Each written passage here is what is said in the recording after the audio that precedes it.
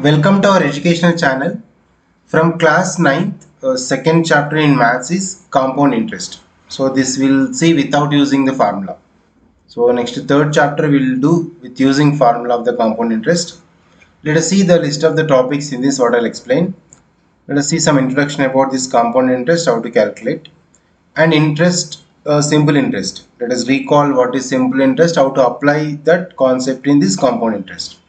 Okay, compound interest definition and what is it, and the main thing is the problems related to the compound interest, in that finding the principal in compound interest and finding the right person in compound interest.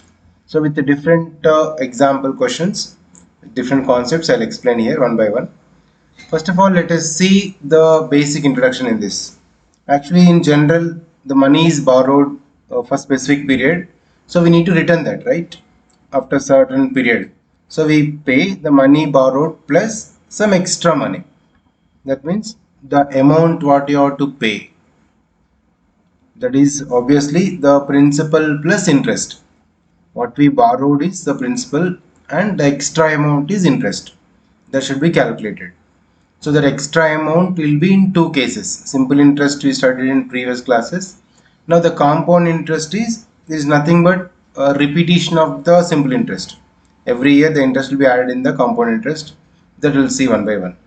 First of all, the basic concept is this. Now let us see exactly what is interest and what is the compound interest without formula, how to apply.